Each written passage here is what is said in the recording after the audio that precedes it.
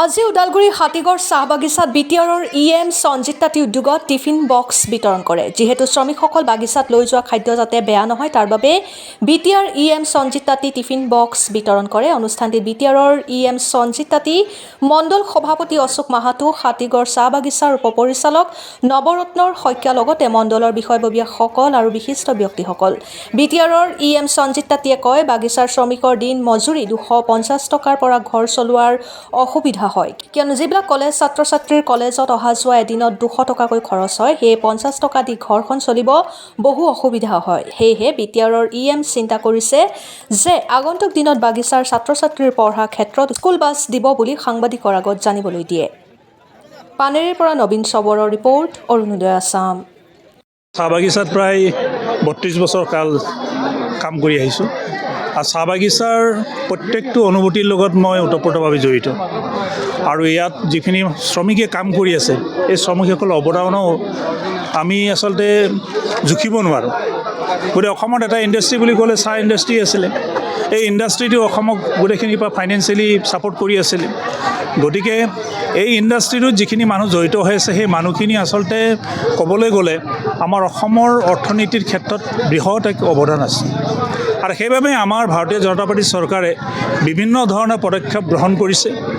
আজি এইটো আপোনালোকে টিফিন ডিষ্ট্ৰিবিউশ্যন দেখিছে, এইটো এটা তাৰ অংশহে মাত্ৰ। ইয়াৰ উপৰিও আমাৰ হিমন্ত বিশ্ব শৰ্মাদেৱৰ নেতৃত্বত অসম চৰকাৰখনে বিভিন্ন ধৰণৰ আঁচনি হাতত লৈছে। যেনেকৈ এইবাৰ বাজেটত নিৰ্ধাৰণ কৰা হৈছে যে 6,80,000 শ্ৰমিকক 5,000 টকাকৈ দিয়া হ'ব। ইয়াৰ উপৰিও আমাৰ যিবিলাক বাগান অঞ্চলৰ পৰা যিবিলাক ৰোগী যায়, সেই ৰোগীবিলাকৰ গুৱাহাটীত থাকিবলৈ হোটেলত থাকিব পইচা নাথাকে। তাৰ বাবে অতি সোনকালে অসম চৰকাৰে GMC, যিখন মানে আমাৰ গুৱাহাটী মেডিকেল কলেজৰ ওচৰতে এটা হোষ্টেল নিৰ্মাণ কৰিব। তাত 100টা এনেকুৱা ফ্ৰী অফ কষ্ট বিনামূলীয়াকৈ থাকিব পৰা ব্যৱস্থা থাকিব। ইয়াৰ উপৰিও আমাৰ ছাত্ৰ ছাত্ৰীসকলৰ বাবে অসমৰ বিভিন্ন ঠাইত হোষ্টেল নিৰ্মাণ হৈ আছে। ইতিমধ্যে তেজপুৰ, গুৱাহাটী আৰু বিশ্বনাথ চাৰিআলিৰ হোষ্টেল নিৰ্মাণ প্ৰায় সমাপন হৈছে। ইয়াৰ উপৰি শিৱসাগৰ, যোৰহাট, মৰাণ, শিলচৰ বিভিন্ন ঠাইত হোষ্টেল নিৰ্মাণৰ কাম চলি আছে আৰু এই হোষ্টেলবিলাক ছোৱালীৰ বাবে পৃথক হ'ব আৰু ল'ৰাৰ বাবে পৃথক হ'ব। ঠিক সেইদৰে আমাৰ যদি আমি চাওঁ, আমাৰ বিভিন্ন ক্ষেত্ৰত এতিয়া হাইস্কুল আৰু HSLC এইবিলাকৰ কোচিঙৰ ব্যৱস্থা কৰিছে চৰকাৰে। ইয়াৰ উপৰিও যিবিলাক আমাৰ MBBS বা আমাৰ ইঞ্জিনিয়াৰিং এণ্ট্ৰেঞ্চৰ কাৰণেও কোচিঙৰ ব্যৱস্থা কৰিছে চৰকাৰে। চৰকাৰে এনেকুৱা বিভিন্ন ধৰণৰ পদক্ষেপ হাতত লৈছে আৰু বাগান অঞ্চলত যিবিলাক চেল্ফ হেল্প গ্ৰুপ গঠন কৰাৰ বাবে চৰকাৰে পোষকতা কৰিছে। ইয়াতে 10জনী মহিলাৰ পৰা 20জনী মহিলাই নিজৰ ইনকাম গ্ৰুপ বঢ়াবৰ কাৰণে একোটা চেল্ফ হেল্প গ্ৰুপ বনাব পাৰে। এই চেল্ফ হেল্প গ্ৰুপত চৰকাৰে 10,000ৰ পৰা 20,000 টকালৈ দিব। গতিকে সেইখিনি গোটেইখিনি চৰকাৰৰ বাবে বৃহৎ পদক্ষেপ এটা আছে আৰু চৰকাৰে সেই ক্ষেত্ৰত এক অগ্ৰগতি লাভ কৰিছে আৰু মই ভাবোঁ অনাগত দিনত আমাৰ শ্ৰমিক শ্ৰেণী ইয়াৰ দ্বাৰা উপকৃত হ'ব।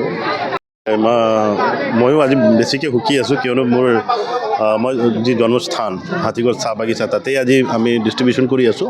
ইয়াৰ আগতে আমি ডিষ্ট্ৰিবিউশ্যন আৰম্ভ কৰিছিলোঁ, চেৰেমনিয়েল আমি ঔৰংগাবাদত পাতিছিলোঁ আৰু মেইন এইটোৰ লগত আমাৰ এটা ফিলিংছ জড়িত হৈ আছে।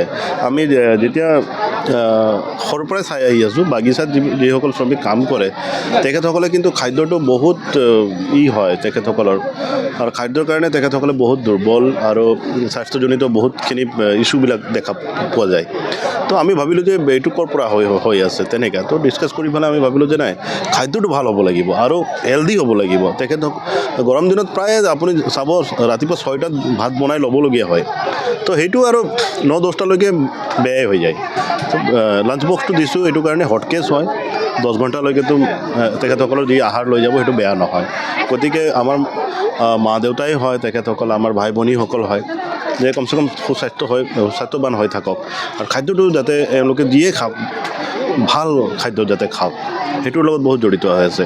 আৰু আমি ইচ্ছা কৰিছোঁ যে এই ছেকশ্যনটো যোনটো মানে আমি সাধাৰণতে নেগলেক্ট কৰোঁ, লেবাৰ ছেকশ্যনটো আমি ৱৰ্ল্ডত লেবাৰ ছেকশ্যনৰ কাৰণে গোটেই ৱৰ্ল্ড চলি আছে, আমাৰ ইণ্ডিয়াও গোটেই লেবাৰ ছেকশ্যনৰ কাৰণে চলি আছে। তো এইটো ছেকশ্যনক আমি নেগলেক্ট কৰোঁ, লেবাৰ বুলি কওঁ।